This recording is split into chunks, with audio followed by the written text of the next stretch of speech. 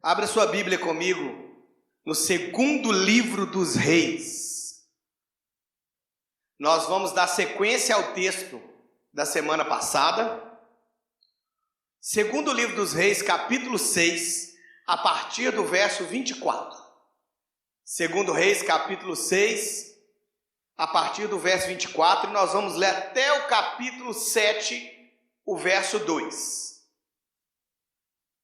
Segundo Reis, capítulo 6, a partir do 24. O texto diz assim: depois disto, ajuntou Ben-Hadad, rei da Síria, todo o seu exército, subiu e sitiou a Samaria. Houve grande fome em Samaria, eis que a sitiaram a ponto de se vender a cabeça de um jumento por 80 siclos de prata e um pouco de esterco de pombas por 5 siclos de prata. Passando o rei de Israel pelo muro, gritou-lhe uma mulher: acode, meu rei, meu senhor.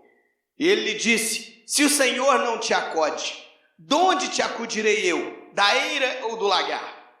Perguntou-lhe o rei: que tens? Respondeu ela: esta mulher me disse: dá teu filho para que hoje o comamos e amanhã comeremos o meu. Cozemos, pois, o meu filho e o comemos, mas dizendo-lhe eu ao outro dia: dá o teu filho para que o comamos, ela o escondeu. Tendo o rei ouvido as palavras da mulher, rasgou suas vestes quando passava pelo muro. O povo olhou e viu que trazia pano de saco por dentro sobre a pele. Disse o rei: assim me faça Deus o que bem lhe aprover, se a cabeça de Eliseu, filho de Safate, lhe ficar hoje sobre os ombros. Estava, porém, Eliseu sentado em sua casa, juntamente com os anciãos. Enviou o rei um homem diante de si. Mas antes que o mensageiro chegasse a Eliseu, disse este aos anciãos: vede como o filho do homicida mandou-me tirar a cabeça. Olhai, quando vier o mensageiro, fechai-lhe a porta e empurrai-o com ela. Porventura não vem após ele o ruído dos pés do seu senhor? Falava ele ainda com eles quando lhe chegou o mensageiro, e disse o rei: eis que este mal vem do Senhor. Que mais, pois, esperaria eu do Senhor? Capítulo 7. Então disse Eliseu: ouvi a palavra do Senhor. Assim diz o Senhor: amanhã a estas horas, mais ou menos, dar-se-á um alqueire de flor de farinha por 1 siclo, e 2 de cevada por 1 siclo à porta de Samaria. Porém o capitão, a cujo braço o rei se apoiava, respondeu ao homem de Deus: ainda que o Senhor fizesse janelas no céu, poderia suceder isso? Disse o profeta: eis que tu verás com os teus olhos, porém disso não comerás. Curva sua cabeça mais uma vez. Peça ao Senhor para falar com você. Peça ao Senhor que te dê a graça de ouvir a sua voz nessa noite. Senhor, em nome de Jesus, esta é a tua palavra. Como a gente precisa ouvir o Senhor nessa noite. Como a gente carece do Senhor. Ó Deus, nós pedimos que o Senhor nos ajude a compreender a tua vontade. Nós pedimos que o teu Santo Espírito coloque a tua palavra dentro de nós. E nós pedimos que o Senhor nos fortaleça para obedecer a tua vontade. Nos ajude em nome de Jesus. Amém. Irmãos, o texto que nós lemos aqui, ele revela para nós um cenário caótico, uma crise seguida de várias tragédias. O povo de Deus, ele estava entregue nas mãos dos inimigos. O texto diz que o rei da Síria juntou o seu exército e cercou a cidade de Samaria, a capital do reino do norte. E nesse tempo, a fome e a escassez financeira atingiram o povo de uma forma intensa. O texto diz que uma cabeça de jumenta era vendida por mais de 1 quilo de prata. Para você ter uma ideia de como era a crise, dizem que da cabeça do jumento aproveita-se as orelhas, os olhos e o cérebro. E as pessoas pagavam caro para comer isso, porque era o melhor que tinha para comer. Aí o texto fala também que eles pagavam aí uma boa quantidade de prata por um pouco de esterco de pomba. E aí os estudiosos dizem que é bem improvável que o esterco de pombo aqui não seja o cocô de pombo propriamente, mas que seja uma planta que tinha esse nome, mas enfim, e que dava para as pessoas comerem. O fato é que a crise era tão grande que uma planta que antes era comum no meio do povo também se pagava caro para comer um pouquinho dela e não morrer de fome. E a situação ia piorando a ponto de uma mulher dizer que comeram o seu próprio filho para não morrer de fome, e é quando ela então pede socorro para o rei.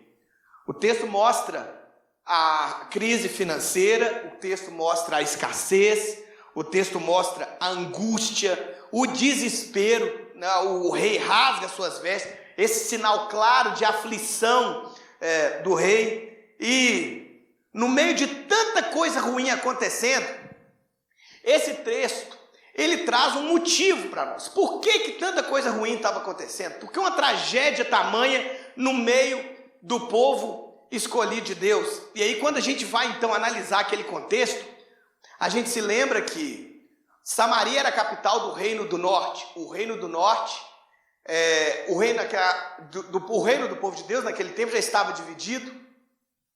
O Reino do Norte foi o reino que foi influenciado pelos estrangeiros, que abriu as portas para a idolatria, para a imoralidade, para a corrupção que começava da própria liderança. Então a pecaminosidade se instalou intensamente no meio do povo de Deus.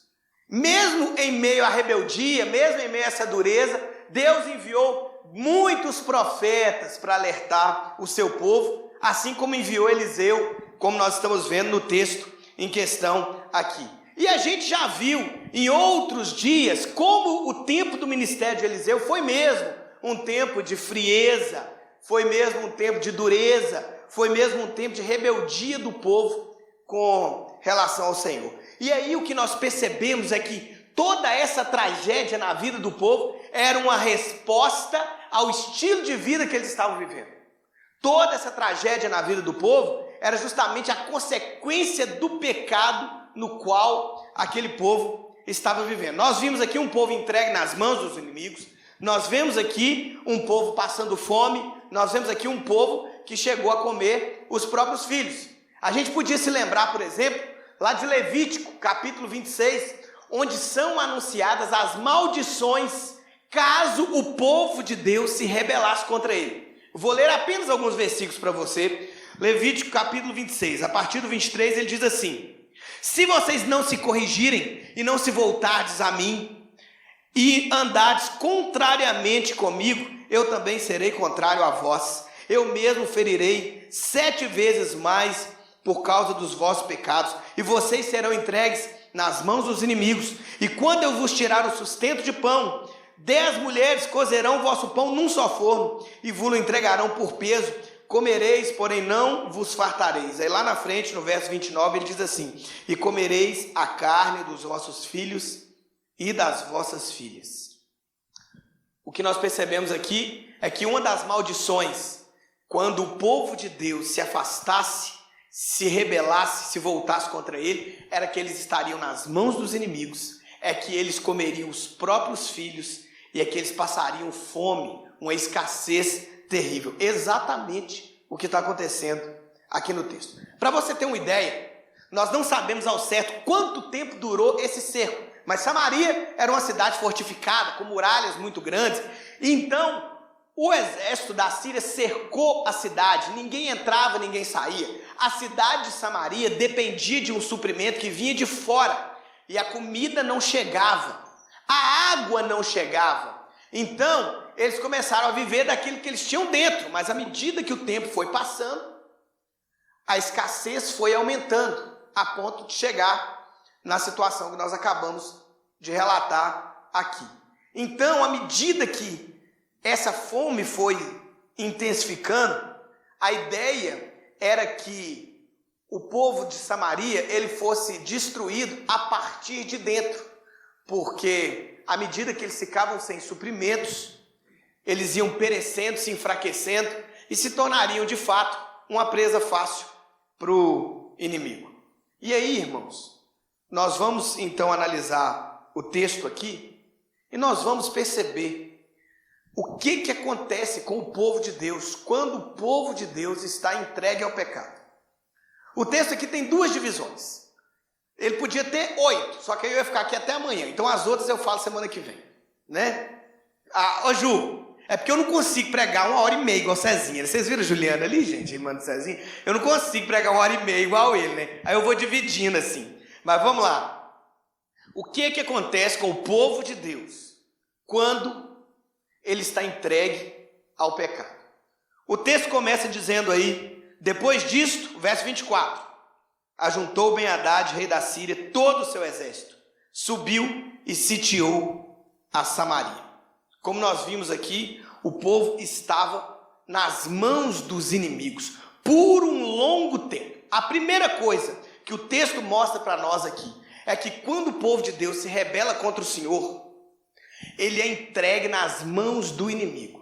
Irmãos, e quando nós falamos de rebeldia contra o Senhor, nós não estamos falando propriamente daquela pessoa que se levanta e diz, agora eu vou para o mundo, agora eu vou para a farra, agora eu abandonei o Senhor. Nós estamos falando de toda a rebeldia permanente que muitas vezes encontra um lugar no coração da pessoa que nunca saiu da igreja, que nunca se rebelou aparentemente, que nunca se levantou e disse assim, agora eu estou desviado.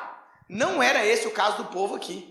O povo levava uma vida dupla. De cá eles buscavam o Senhor e de lá eles davam lugar à imoralidade, à idolatria e toda a influência dos estrangeiros que estavam no meio deles. Mas o fato é que à medida que o pecado foi se alastrando, foi permanecendo, foi encontrando esse lugar de permanência na vida do povo, Deus foi entregando o povo nas mãos do inimigo. E se nós observarmos a palavra de Deus, nós veremos que muitas vezes o próprio diabo é um instrumento de Deus para disciplinar o seu povo. Na semana passada eu falei aqui dessa guerra espiritual, que Deus é maior do que o diabo, que você não precisa ter medo. Agora pense no problema que você enfrenta quando Deus te entrega nas mãos do diabo. É o que aconteceu aqui. Lembre-se que toda a guerra do Antigo Testamento, ela prefigurava a nossa guerra espiritual. Aqueles reis estrangeiros que atacavam o povo de Deus, eles prefiguravam o diabo que nos atacaria e tentaria nos vencer. E assim como o profeta Eliseu estava no meio daquele povo, o Senhor Jesus está no nosso meio. Para você não pensar que essa é só uma conversa do Antigo Testamento, vamos lá para o Novo Testamento. O Novo Testamento mostra um caso em que gente do meio do povo de Deus foi entregue nas mãos de Satanás.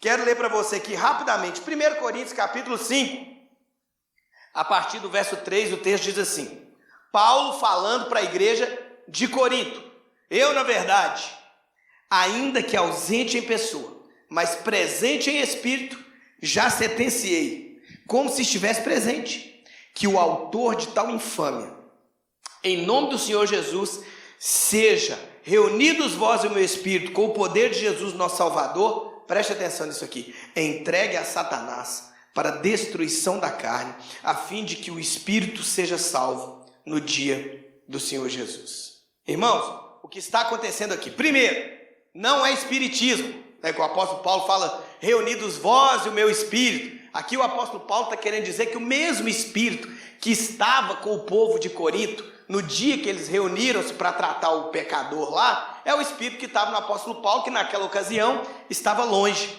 não estava mais na igreja de Corinto. Mas o que havia acontecido é que havia um homem que havia se envolvido com a madrasta, com a mulher do próprio pai. E esse homem foi acolhido lá na igreja, esse pecado se tornou público, ninguém fez absolutamente nada. E o apóstolo Paulo, de longe, ordenou como deveria ser tratado o caso. E aí o apóstolo Paulo, percebendo a dureza do tal pecador, do tal imoral, o apóstolo Paulo diz que aquele homem deveria ser entregue a Satanás para ser tratado. O que está acontecendo é que aquele homem, por causa da sua dureza, por causa da sua falta de arrependimento, por causa da sua imoralidade, ele estava sendo excluído da igreja. E aí o apóstolo Paulo então diz que ele estava sendo entregue a Satanás. Ele estava perdendo os privilégios do reino. E aí é até interessante a gente abrir um parênteses, né? Aquela pessoa que levanta um dia e fala assim: eu estou saindo da igreja. A Bíblia diz que uma pessoa que sai da cobertura espiritual do povo de Deus, ele está entrando numa atmosfera de disposição do diabo. O apóstolo Paulo fala que a partir do momento que aquele homem foi excluído, ele estava à disposição do diabo. A gente podia ficar muito tempo falando sobre isso aqui, irmãos, mas o fato é que quando o povo de Deus se rebela de forma categórica, permanente, sem quebrantamento, sem arrependimento, com o coração duro, o Senhor pode entregar o seu próprio povo nas mãos do inimigo para ser tratado. Irmãos, é óbvio que o nosso Senhor é amoroso, nosso Senhor é misericordioso. Inclusive, toda disciplina, ela visa a restauração. Lá na segunda carta aos Coríntios, a gente vê lá no capítulo 2, que o apóstolo Paulo fala que aquele homem que havia sido excluído, ele deveria ser reintegrado à comunidade, porque ele já havia dado provas de arrependimento. Nós não sabemos mais nada da história, mas o texto diz que aquele homem passou uma temporada nas mãos do diabo para se arrepender, para depois voltar para a igreja e ser restaurado finalmente aí a comunidade da fé. Irmãos, voltando para o texto que nós estamos aqui estudando, 2 Reis capítulo 6, Deus entregou o seu próprio povo nas mãos do inimigo. E nós vemos tanto que Deus tem tudo nas suas mãos, que quando o Eliseu é procurado, nós vamos ver mais adiante aqui, o Eliseu fala assim: amanhã é que o problema vai ser resolvido. Você percebe que de fato o Senhor havia entregue o seu povo nas mãos do inimigo, e só o Senhor é que podia intervir para resolver toda aquela situação. Mas o fato é que o pecado acolhido no seu coração, ele pode te levar para as mãos do diabo. É a primeira coisa que o texto ensinou para nós aqui. Vamos continuar analisando o texto. Continua acompanhando comigo. Verso 26.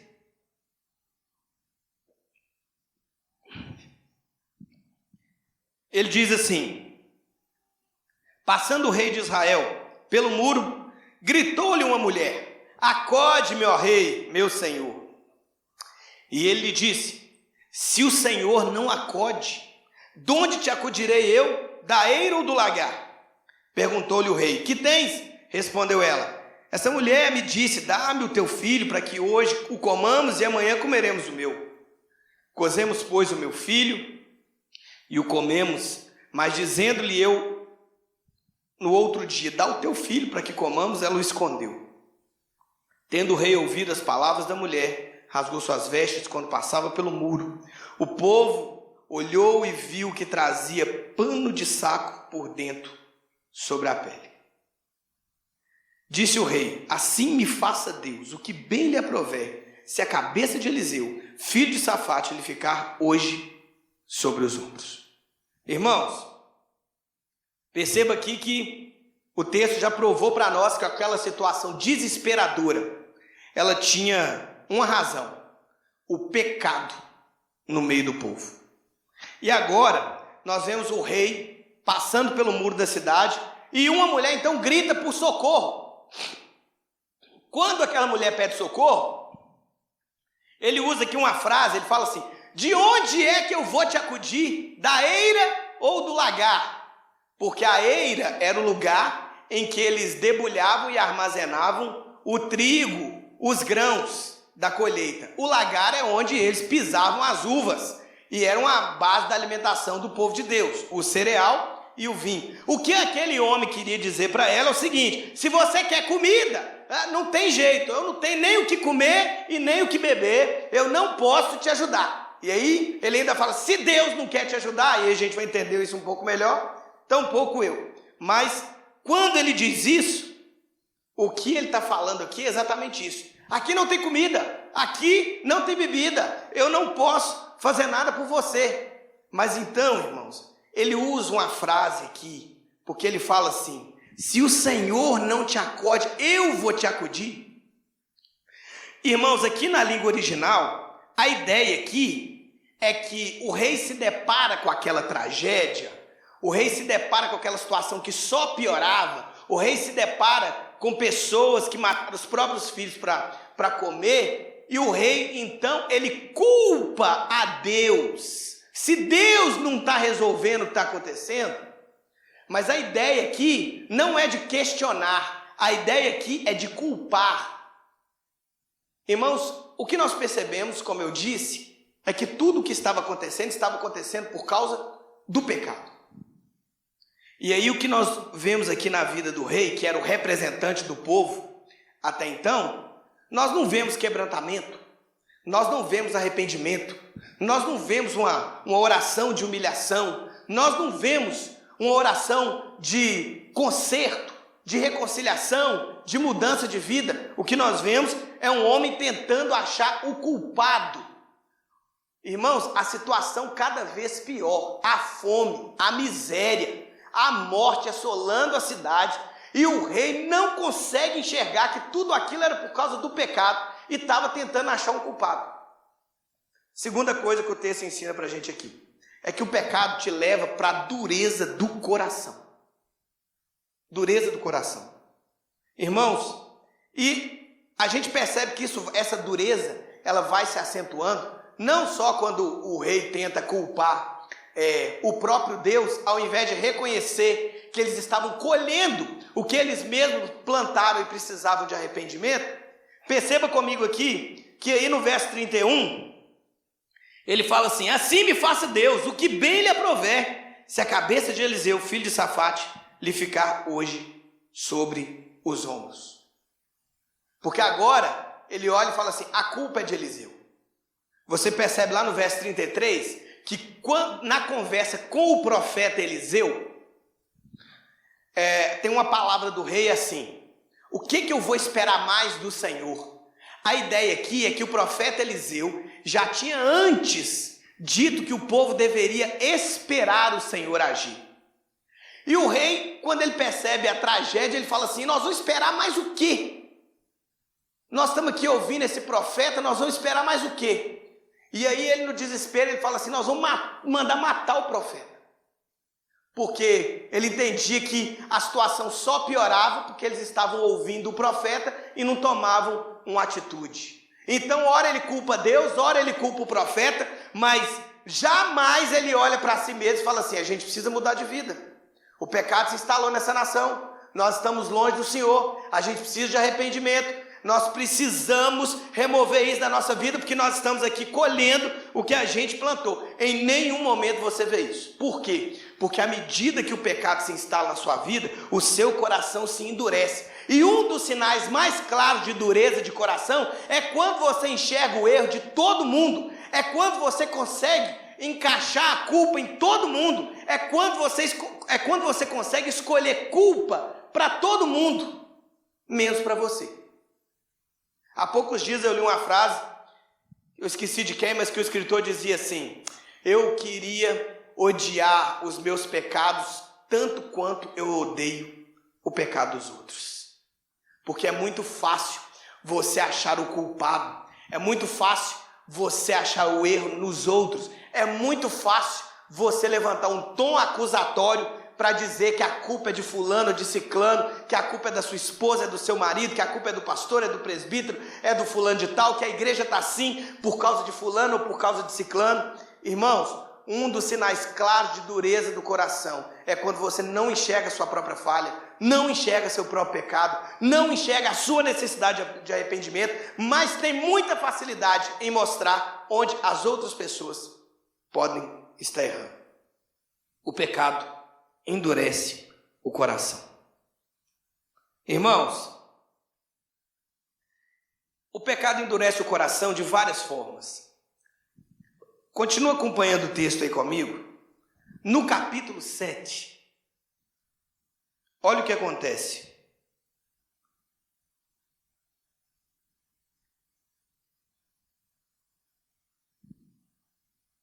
Antes de entrar no capítulo 7, tem um detalhe importante aqui que eu não te falei. A dureza do coração, muitas vezes ela é mascarada para os outros. Eu não podia deixar de falar isso nunca. Se eu chegasse aqui no final e tivesse falado, eu ia começar a pregar de novo, irmãos. A dureza do coração, muitas vezes ela é mascarada por elementos religiosos, por prática religiosa. Quando o rei se desespera, e com razão, quando o rei fica aflito, e o sinal claro aqui é que ele rasgou as suas vestes, o texto diz que o povo viu que por baixo do manto real, ele estava vestido de pano de saco. Pano de saco era uma roupa que o povo de Deus usava quando estava de luto. Pano de saco era uma roupa que o povo de Deus usava quando estava extremamente quebrantado, arrependido, buscando um renovo da parte do Senhor. E aí, irmãos, o que nós percebemos aqui é que o rei que não reconhecia os seus pecados, que o rei que não reconhecia que precisava mudar, que o rei que não tinha 1 milímetro de arrependimento, ele estava vestido de pano de saco. A aparência do arrependimento ele tinha. O elemento religioso do arrependimento ele tinha. A prática religiosa que apontava para o arrependimento, ele tinha. Mas o arrependimento estava longe do seu coração. Muitas vezes a nossa dureza de coração, ela é mascarada com elementos religiosos. Poderá ser que seu coração esteja duro, poderá ser que você esteja resistente ao extremo em se arrepender em alguma área da vida, poderá ser que você precise de mudança urgente, mas não reconheça. Mas ainda assim, com toda a sua dureza, você está aqui todo domingo, mas ainda assim, com toda a sua dureza, você até exerce ministério, mas ainda assim, com toda a sua dureza, você vem aqui, toma Santa Ceia, você dá dízimo, você tem aquele linguajar de crente, porque às vezes as pessoas continuam se valendo dos elementos religiosos, da prática religiosa, mas o coração continua duro. O homem tinha pano de saco, o homem tinha aquela prática de crente, mas o coração estava duro e longe do Senhor. E aí, irmãos, pensando ainda nessa dureza, olha o capítulo 7.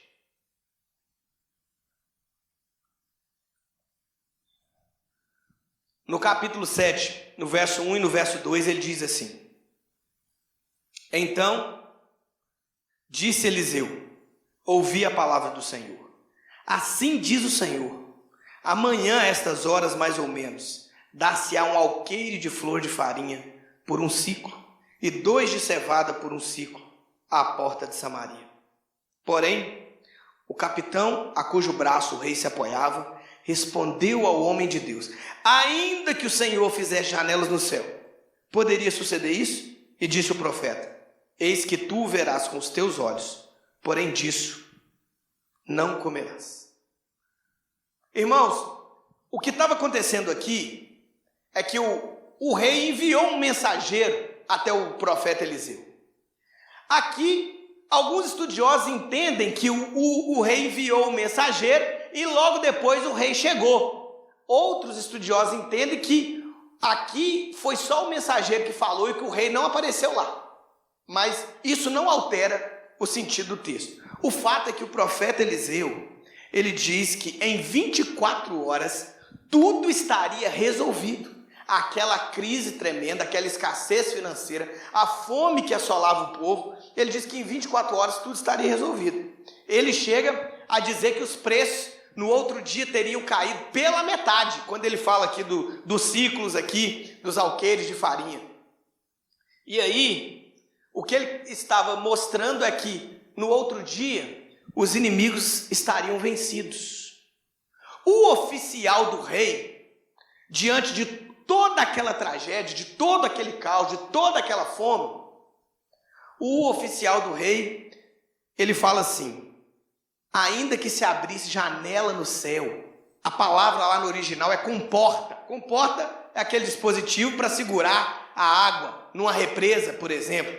Quando você abre, a água vem. O que o oficial do rei estava dizendo aqui é o seguinte: ainda que Deus fizesse chover comida, ainda que a comida caísse do céu igual água, era o que ele estava dizendo aqui, não tinha condição de acontecer uma coisa dessa.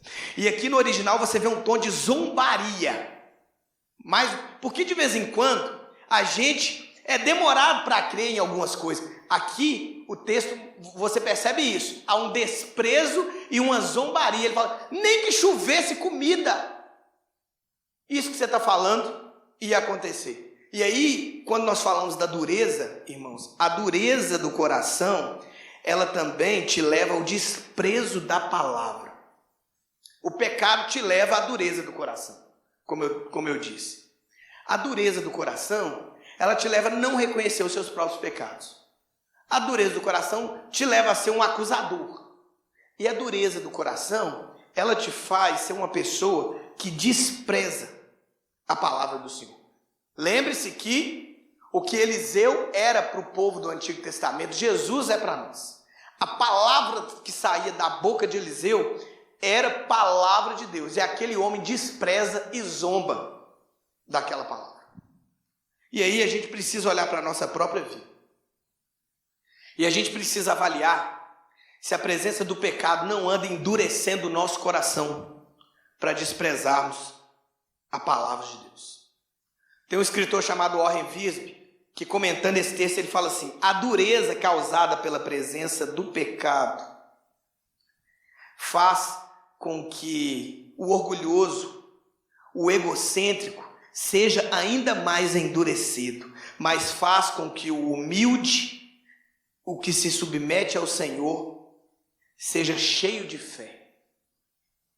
O que ele está dizendo aqui é que uma pessoa que está com o coração endurecido, quanto mais ela ouve, mais dura ela fica. E mais desprezo ela promove. O Hernandes Dias Lopes, falando dessa dureza, ele fala assim, pois o mesmo sol que endurece o barro é o que amolece a cera. Enquanto alguns se revoltam com Deus no dia da angústia, outros se voltam para Deus no dia da angústia. Irmãos, o pecado endurece o nosso coração. E outro sinal de dureza do coração é quando a gente começa a desprezar a palavra do Senhor. E aí você precisa se responder. Se responder, por exemplo, quando a palavra do Senhor anuncia aquilo que você não está vendo, quando a palavra do Senhor é proclamada ou é lida, anunciando coisas que você não está vendo, que não estão diante dos seus olhos, que você não pode pegar, qual que é a sua postura? É de fé? É de expectativa? É de esperança? Ou é de desprezo? E a maioria das pessoas que desprezam a palavra não falam, viu? Como o oficial do rei aqui. Elas desprezam no íntimo do coração. Quando a palavra do Senhor anuncia as coisas que ainda vão acontecer, por exemplo, quando a palavra do Senhor fala do dia do juízo, do dia da volta do Senhor, como é que o seu coração reage? Você acolhe? Seu coração tem temor, tem fé, tem esperança? Ou lá no íntimo você despreza e acha que aquilo na verdade é uma grande besteira? Quando a palavra do Senhor anuncia que os pecadores não perdoados, que aqueles que rejeitaram o Salvador, eles serão condenados no inferno, como é que o seu coração reage? Você despreza? Às vezes, até os crentes lá no íntimo zombam daquilo que é proclamado pelo nosso Senhor. O pecado, ele endurece o coração. E aí, irmãos, o texto aqui mostra qual é o fim daqueles que desprezam a palavra. O texto mostra qual é o fim dos duros de coração. No meio do texto da semana que vem, lá no verso 19, acompanha comigo aí. O texto diz assim: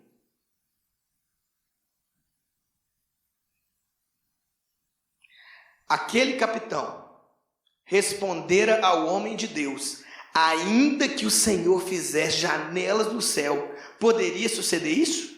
Segundo essa palavra, dissera o profeta, eis que tu verás com os teus olhos, porém disso não comerás. Verso 20, e assim lhe sucedeu, porque o povo o atropelou na porta e ele morreu. Irmãos, o Senhor, no seu infinito poder, na sua misericórdia, pela sua graça, o Senhor agiu em favor do seu povo. Enquanto os inimigos estavam acampados ao redor da cidade, o Senhor fez surgir, no meio do acampamento do exército, um som de uma grande tropa marchando.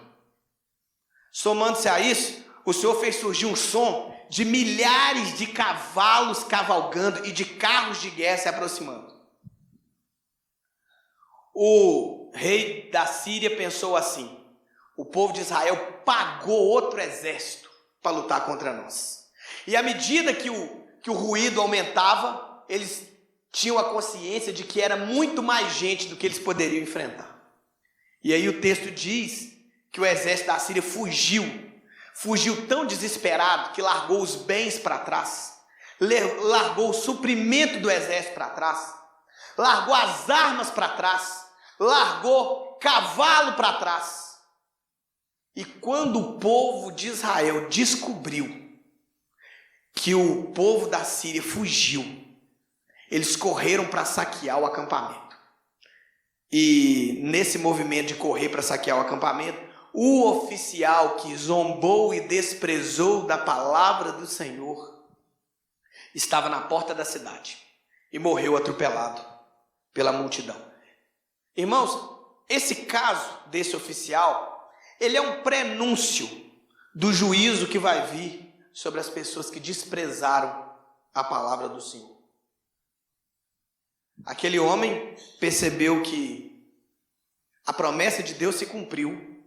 Ele não desfrutou dos benefícios que a promessa trouxe e ele ainda foi condenado pela palavra que ele desprezou. Porque a dureza do coração, ela te leva ao desprezo da palavra. Olha, o que nós vimos aqui no início é uma nação que, apesar de falar em nome de Deus, estava entregue ao pecado. E esse povo, entregue ao pecado, o seu próprio pecado os levou para as mãos dos inimigos. E o seu próprio pecado os levou para a dureza de coração. Uma dureza que os fez desprezar a palavra, uma dureza que os fez andar longe do arrependimento e do quebrantamento, uma dureza que os fez ficar procurando o culpado. É isso que o pecado vai fazer com você: endurecer o seu coração e te levar para as mãos do diabo. Eu queria te encorajar a curvar sua cabeça nesse momento, colocar o seu coração diante do Senhor. Você pode ficar de pé no seu lugar. Eu quero te encorajar a ter um tempo de oração e logo depois cantar essa música aqui em espírito de oração. Quero te encorajar a pedir ao Senhor que sonde profundamente o seu coração.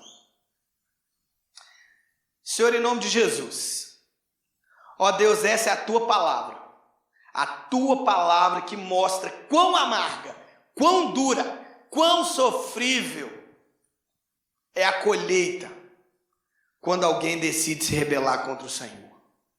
Ó Deus, nós pedimos ao Senhor em nome de Jesus que nos livre da dureza, nos livre, Senhor, da vida dupla, nos livre, ó Deus, de vivermos entregues ao pecado.